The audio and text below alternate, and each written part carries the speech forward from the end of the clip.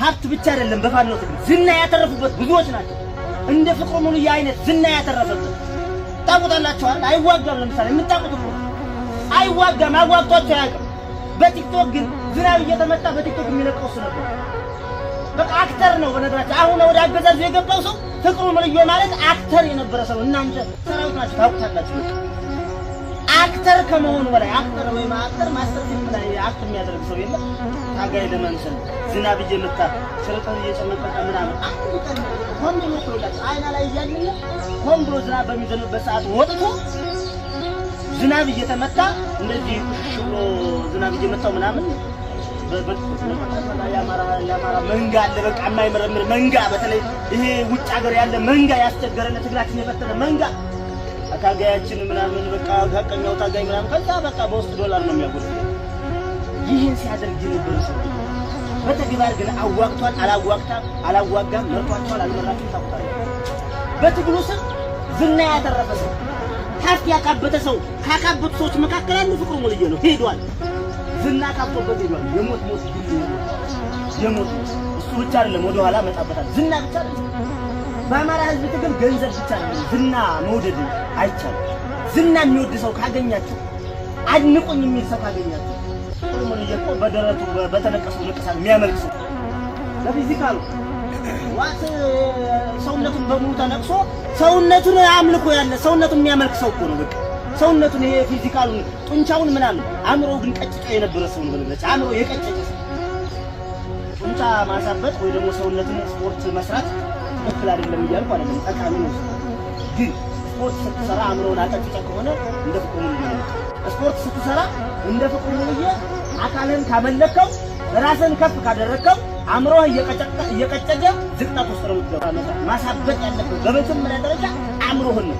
አእምሮውን ሳይሆን እንደ ፍቅሩ ሙሉዬ ሰፍሩና ጡንቻውን ያሳበጠ ሰው እንደ ፍቅሩ ሙሉዬ መጨረሻው ፍቅሩ ሙሉዬ በቃ በሚዲያ ያስተጋባ ነበር። ተገብቻለሁ፣ ተበድያለሁ፣ እንደዚህ ብያለሁ፣ ሊገርመው ምናምን ያለ በቃ ያስተውል ነበር።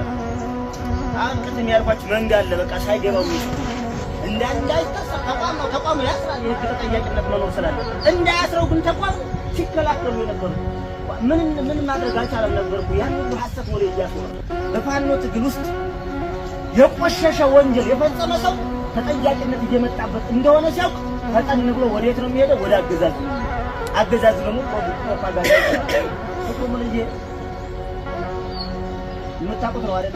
ምን እንዳደረገ በ3 ዓመት ቆይታችን ወንጀል እየሰከረ አይና ከተማን 2 ዓመት የመጠበጥ አስቡ ነው። ታውቁታላችሁ። እሱ ብቻ ነው ለአመራርነት ፐርፎርማንስ የማይመጥነው 2-3 ጊዜ በቃ ወደ ጎንደር አንዴ ወደ ተከዜ እያፈረሰ ነው። ይሄን ሰው ያውን እንዴት እናድርግ ነው ዋናው ጉዳያችን ነበር። ቀድሞ ይኸውላችሁ መሬት ላይ ካለው ነገር ቀድሞ ለዝና በዝና ሂዶብኛል ነበር።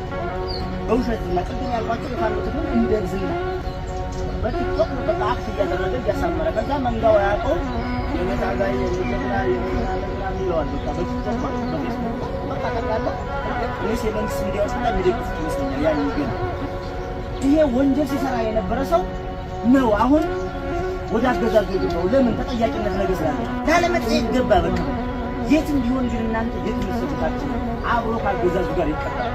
በሚያሳዝናችሁ ሁኔታ ትላንት ወዲያ እናትና ልጅ የደፈሩ በነገራችን እናትና ልጅ ማለት እናትና ልጅ ደፈሩ አመንቶ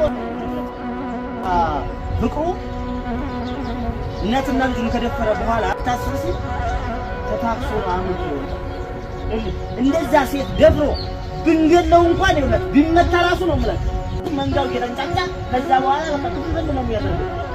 የውስጣችን እናንተ ታውቁ ነበር ምን ተሸክመው በዚህ ትግል ውስጥ ትግል የተሸከማቸው ሰዎች አሉ። ትግሉን የተሸከሙ ሰዎች ትግል የተሸከሙና ትግሉ የተሸከማቸው ትግል የተሸከሙ ማለት እየተራቡ እየተጠሙ መከራ እያዩ ዓላማ እያስቀደሙ የሚኖሩ ሰዎች ናቸው። ትግልን የሚሸከሙ ሰዎች ማለት ትግሉ የተሸከማቸው ሰዎች ማለት ደግሞ በትግሉ ሀብት የሚያካብቱ ዝና የሚያካብቱ ሀብት የሚሰበስቡ ዲያስፖራው ላይ ሸቀል የሚሸቅሉ በትግሉ ስም የግል ጥቅማቸውን የሚሰበስቡ እና ወንጀለኛ ሆነው በፋኖ ትግል ውስጥ የነበሩ ሰዎች ትግል የተሸከማቸው ሰዎች ናቸው። እንደ ፍቅሩ ሙሉዬ አይነት ሰዎች ትግሉ ተሸክሟቸው ነበር። እኛ ተሸክመን ነበር። ተሸክሞት ነበር። ሂዶ ተጠያቂ መሆኑ አይቀርም፣ ግን ተሸክሞት ነበር። አሁን ትግሉን መሸከም ሊሸከም አይደል። ከዚህ በኋላ ይሄ ትግል የሚሸከመው አይሆን ይራገፋል። እንደ ቆሻሻ እየተራገፈ ነው።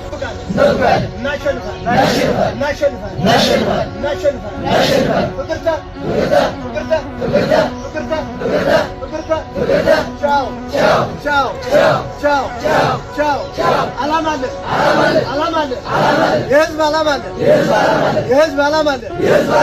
የህዝብ ኃላፊነት አለ። የህዝብ ኃላፊነት አለ። ፍቅርተ ቻው ቻው ቻው ፍቅርተ